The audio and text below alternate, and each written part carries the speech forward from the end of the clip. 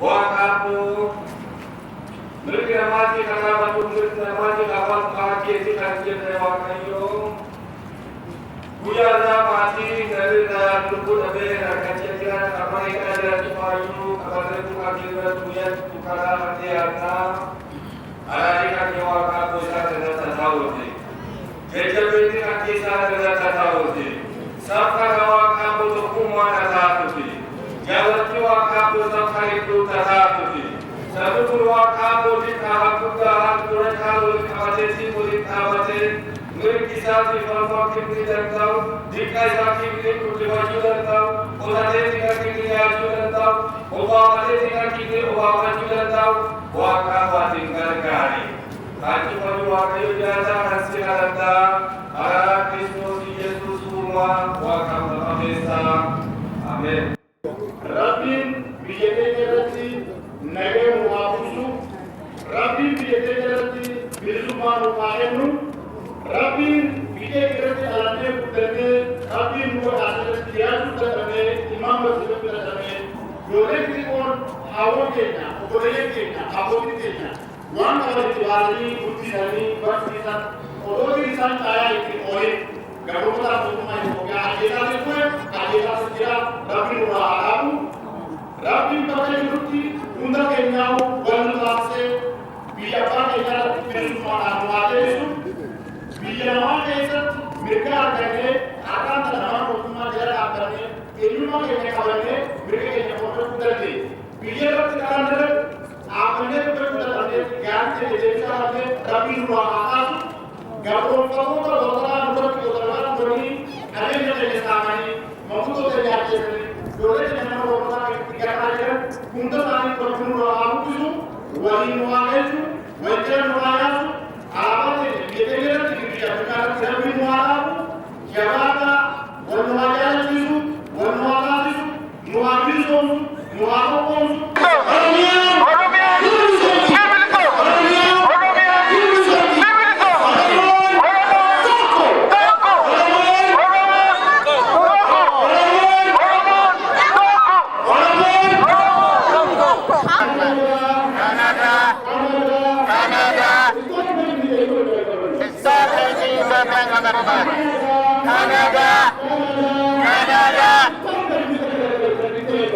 Stop helping dictator.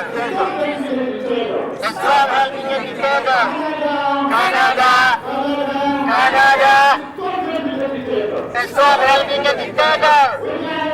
Ayale. Ayale. Stop killing the younger people. Ayale.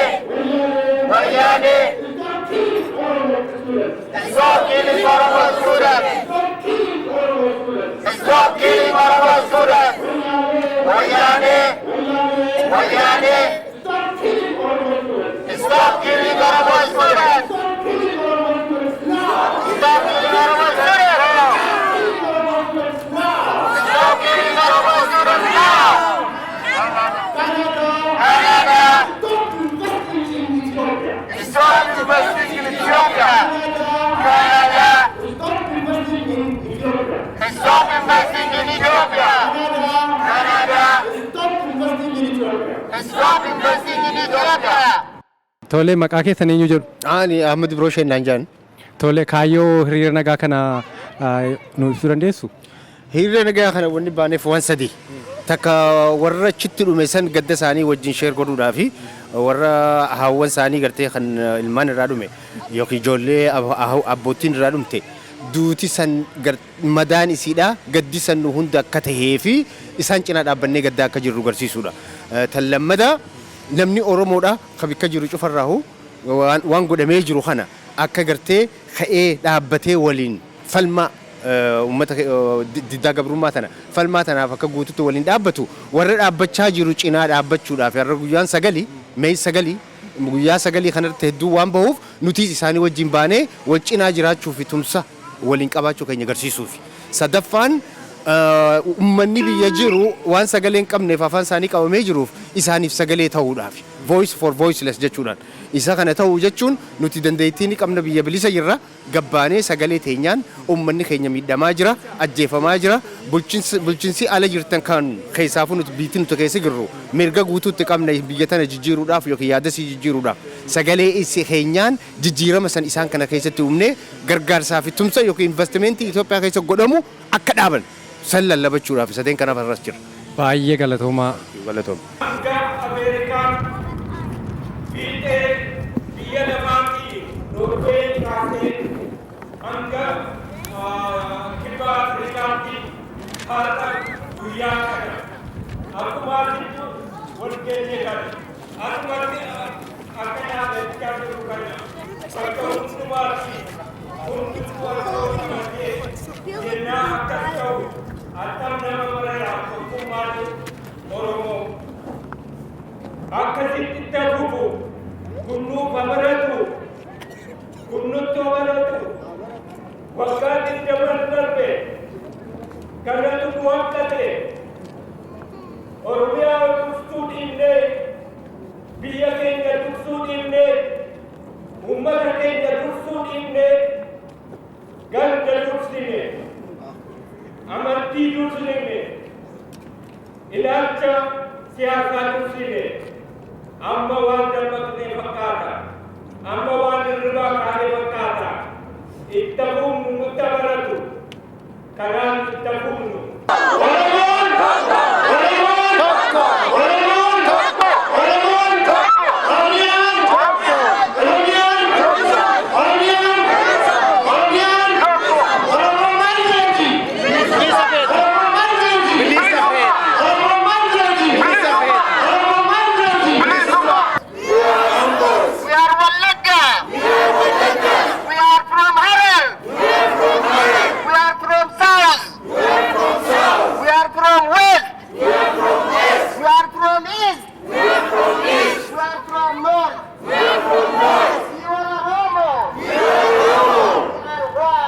Maqaa keessan eenyu jedhu? Maqaan koo Toleeraa Tasammaa akka biyyaatti asitti immoo Toleeraa Bayyanaa jedhu maqaa kaakayyuu kootiini. Maaf akka hiriira nagaa kana irratti akka argamtanii fi kaayyoon hiriira nagaa kun maal akka ta'e naaf ibsuu dandeessu? Kaayyoon hiriira nagaa kuni cuuccaa fi ajjeechaa ilmaan Oromoo akka kanatti akka saawaa akka horii qalamanii badan kana bira dhaabbachuu fi hiriirri isaanii hiriira haqaati hiriira isaanii bira dhaabbachuu fi sagalee warra hin qabne immoo sagalee isaanii addunyaatti dhageessisuu fi keessattuu biyya Kanaadaa biyya dimokiraasii fi haqni keessatti dagaage keessatti ilmaan Oromoo yeroo akka isaan saba kanatti agarsiifnee sagalee isaanii dhageessisuudhaaf asitti argamne hiriira sanas deeggaruudhaaf asitti argamne. Tole egaa amma kan argaa jirutti maatiin kanaan miidhaman baay'ee jiru.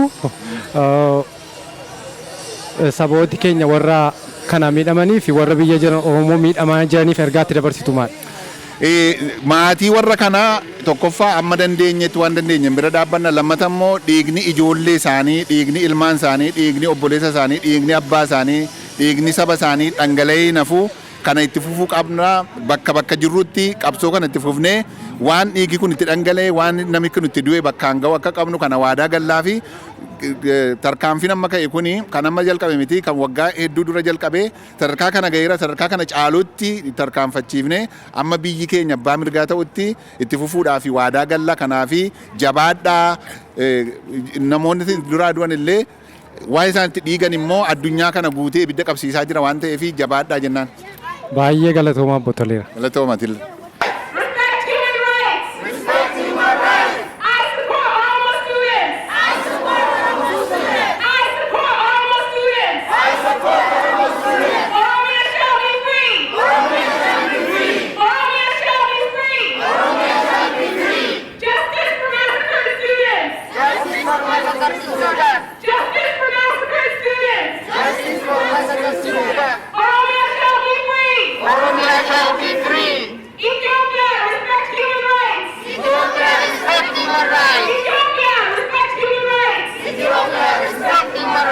Maqaa kee eenyu jedhu? Maqaa kiyya Leila Muhammad Jaan.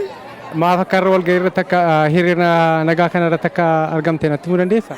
Wallahi egaa wanni walgahii kana dhufneef akkuma beekametti egaa ilmaan teenya barattoota biyya keessa jiruu fi haawwan keenya dargaggoota keenya karaa heera maleetiin mootummaan daadarkeessaa ajjeesaa miidhaa madeessaa jirti. Tanumaafuu mootummaan akka nu beektu jennee addunyaa beeksisuu fi bakka kanatti walgeenye Oromoonni marinu. Tole baay'ee galatoomii garabaamoo ummatii warra ummata biyyatti dhumanii barattoota warra dhumanii maatii warra kanaan miidhamaniif ergaa kan qabdu maal?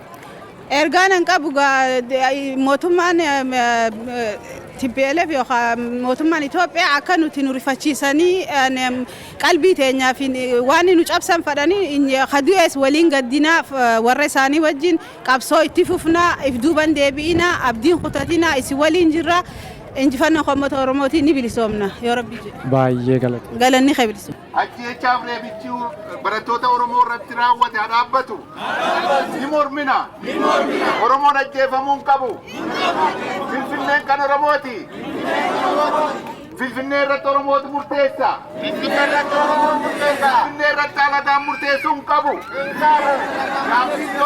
gaaffiin barattoota Oromoo gaaffii keenya hundaati miidhamni ijoollee Oromoo irra gahe miidhama keenya hundaati tokkummaan keenya haa jabaatu Oromoon kan bahaa Oromoon kan dhihaa Oromoon kan kaabaa Oromoon kan kibbaa Oromoon kan giddu galeessaa nuyi tokko biyyi keenya tokko Oromoon keenya tokko dhiigni keenya tokko garaagarummaa dhiifnee Oromummaa jabeessinu tokkummaa keenya jabeessinu. Maqaan koo Shaamoo Galataa Oosanaa jedhama. Warri Oromoo ta'an diina isaanii sana irratti galagaluutu irra jira. Yeroo ijoolleen Oromoo dhumtu, yeroo Oromoon qe'ee isaarraa buqqa'u, jaroota kana wajjiniin dhaabatanii dantaa mataa isaanii qofa ilaaluu utuu hin ta'in uummata isaanii isa dhumaa jiru, isa qe'ee isaarraa buqqa'aa jiru, isa qotee bulaa isa qonnaa isaarraa buqqa'ee caakkaatti asitti dhiibamaa jiru sana mil'achuutu irra jira. Isaaniin gargaaruutu irra jira. Yeroo ijoolleen du'an obbolaan isaanii biraa du'an ijaajjanii yookiis ajjeesuutu hin ta'in irraa qolu yookiis irraa du'a sana oolchuutu isaanirraa eegama warra OPDO kan. Akkasuma mootummaan Tigree biyya Oromiyaa qabattee jirtu biyya sana akka isheen gadhiiftuuf yookiis mirga dhala namaa beekuutu irra jira. Uummata keenyarraa eeboo ishee, qawwee ishee, rasaasa ishee irraa buqqifachuutu irra jira. Uummanni keenyas kana ofirraa buqqisuuf jabaatee falmaa isaa itti fufuutu irra jira.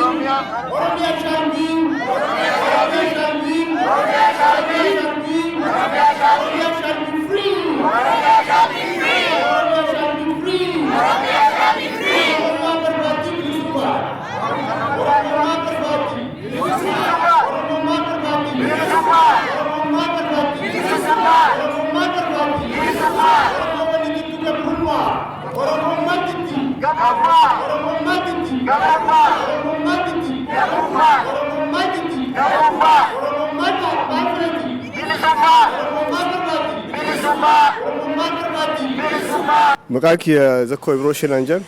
Tole suuraa baattee jirta maalli akka ta'e naa ibsuu dandeessaa?